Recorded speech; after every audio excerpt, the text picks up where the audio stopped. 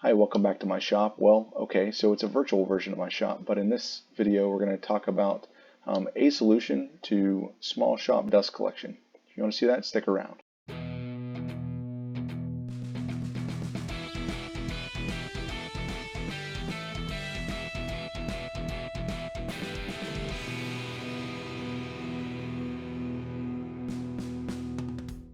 Hey, welcome back to my shop, kinda, sorta. This is a model of my current layout.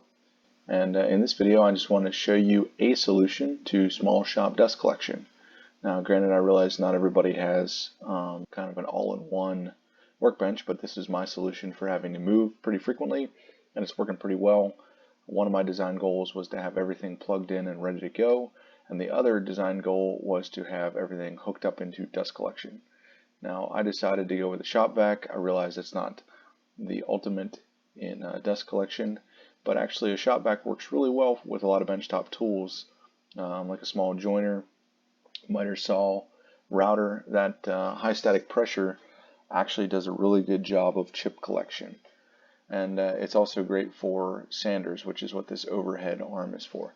Alright, so let's get into it. What you see in the blue box here is essentially what is underneath the table here. All the unions are in black here just for clarity. So this is 2.5 inch standard CPVC pipe, Schedule 40.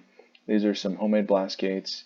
These are homemade, I guess, pipe clamps. And this is what I have. So I have 1, 2, 3, 4, 5, 6, 7, 8, 9, 10 inlets to the pipe, and I could in theory expand that one more here.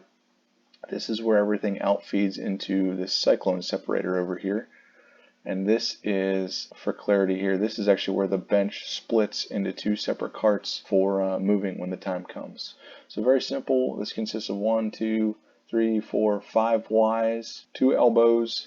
I didn't go with a Y here just because of the angle to get out to the joiner, but this is where everything exits into the cyclone separator. So now that you've kind of got an overview of the layout, let's go ahead and look under the bench.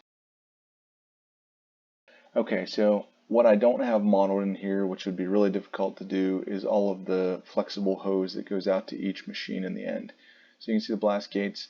This is similar to how I have it, but not exactly how I have it under my current layout setup.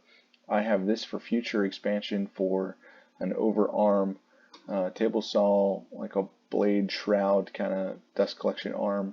I've just never plumbed something like that in because I don't think shop-vac has quite enough flow rate for something like that. Now this is where the table saw comes in. This is where the jointer comes in. This is where the bandsaw comes in. This is for the router table. You can see the positioning. This isn't quite ideal in this model. This is where the miter saw comes in. This is an overarm where I plug into for sanding and routing on top of the assembly table. Coming around to the other side, this is where a hose comes in for chip collection at the drill press. And going underneath, this is where the planer comes in. You can see I have everything mounted to the underside, and in this area here is where it can separate. It looks like everything's shifted kind of to the right in this model. I think I accidentally moved this piping around probably when I was modeling this section here. So it should actually be shifted to the left a few inches, but not a big deal. You get the idea from seeing this, and it's a lot more clear in the 3D, and you can get a lot better of an idea. Here you can see where this column goes up through the table. On my actual setup, I made a clamp that clamps it to the top of the table here so that this doesn't want to move around a whole lot.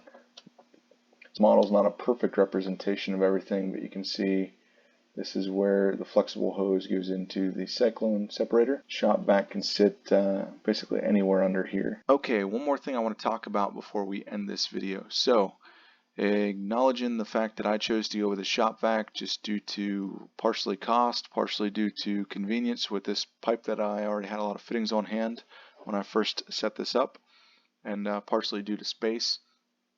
This could all be done with a larger diameter pipe. So as an example, if you simply came out of this central section here with a hose, you could have either a larger dust collector maybe underneath here, or you could just run that hose out to your floor standing dust collector and you'd still have central dust collection in this bench. So thanks for watching. I really enjoyed having you along to check it out. I think doing this in a virtual environment allows you to see different angles you can't otherwise see. If you have any questions, let me know in the comments below. I'll try to get to them. And if you have any ideas based on this, I'd love to hear them too. And if you've used my plans and built something, I love seeing pictures of that. And thanks for watching. I'll see you next time.